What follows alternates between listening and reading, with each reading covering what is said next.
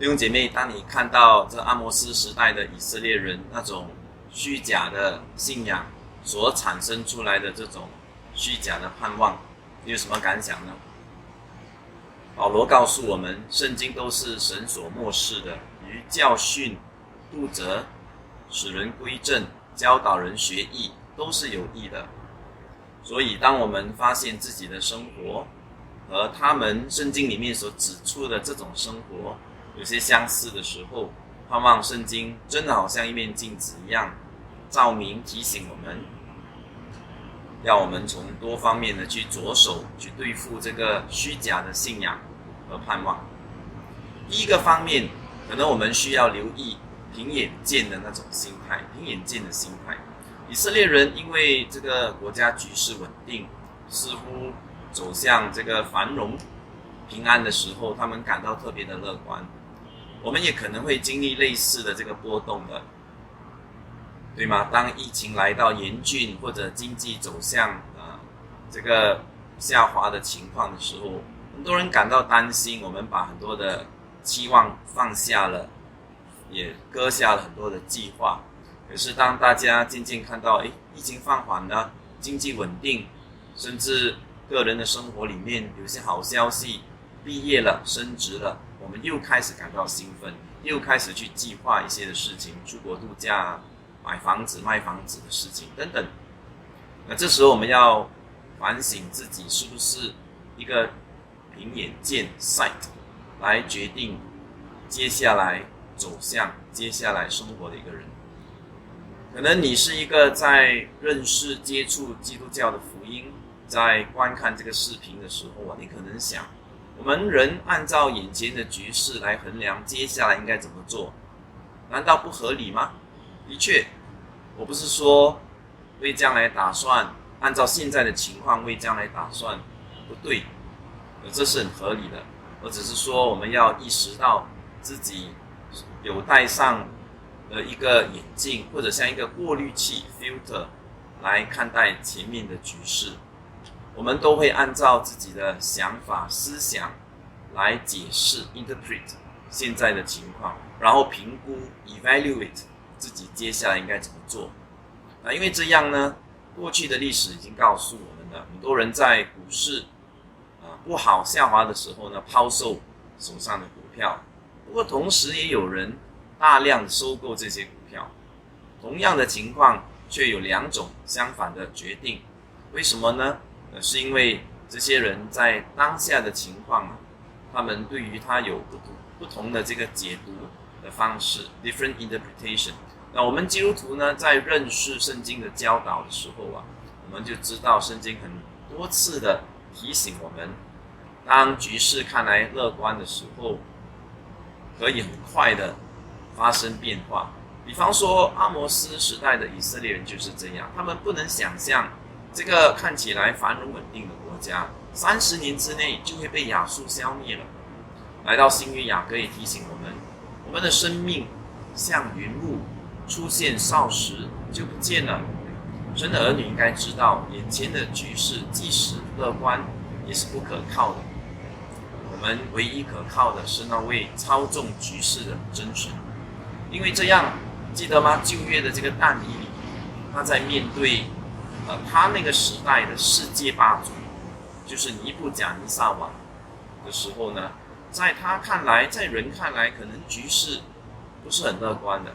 不过他没有被这个世界的霸主吓到，反而对这个尼布甲尼撒王说我的神可以改变时候日期，我的神可以随意废王立王。他通过对神的认识，看到这样的一个真理，你这个国王现在是称霸天下，不过你在世界的舞台上也只不过是一个演员而已，神才是导演。你照着神的时间登上了这个世界的舞台，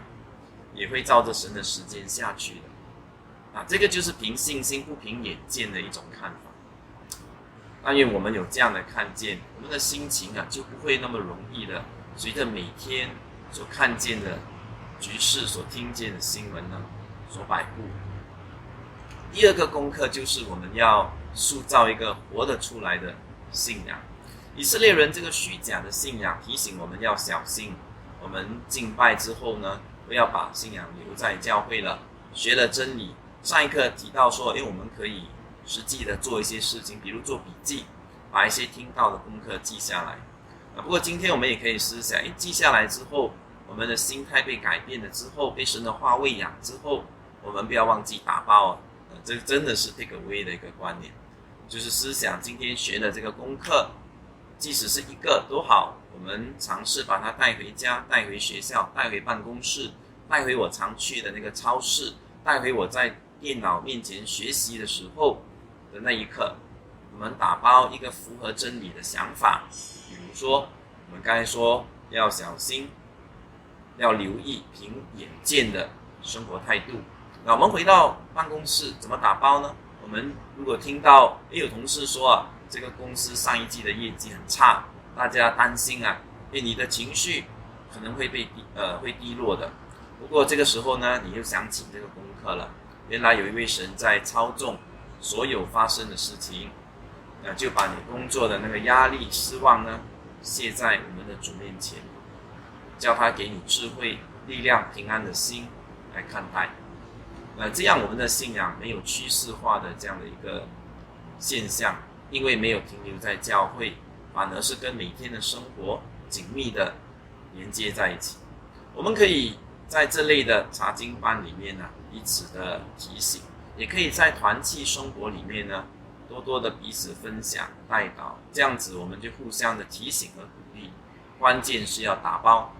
就是刻意的去思想我今天在教会所认识的真理，怎么带回去改变我的生活方式。那这个打包呢，不只是一些想法，也可能是一些具体的行为的，就是刚才我说保罗说圣经教我们学义这样的一个观念。比方说这个阿摩斯责备以色列人充满了这些仪式，信仰的仪式，却缺少了神喜悦的公平和公义。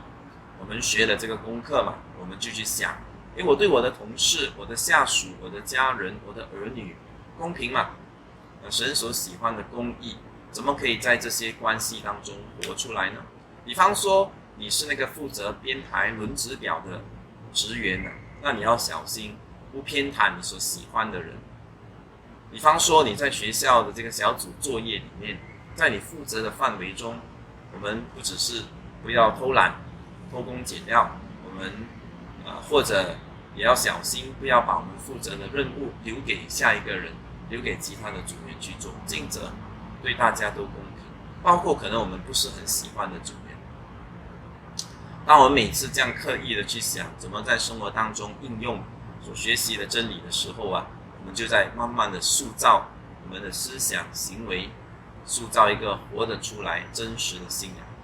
我们要防备这个虚假信仰的第三个做法途径呢，就是培育一个专爱神的生命。我们看见以色列人，对吗？他们一面好像很细腻的、细致的来敬拜神，却一面怎么搞得高举这个摩洛的这个神心这样的一个举动，有点不一致的表现你怎么看呢？其实开始我是挺震惊的，不过我想圣经就带出这样的一个现实的事情，专一的信仰不能够停留在我们敬拜的形式行为，我们要培育我们的心，因为在每一天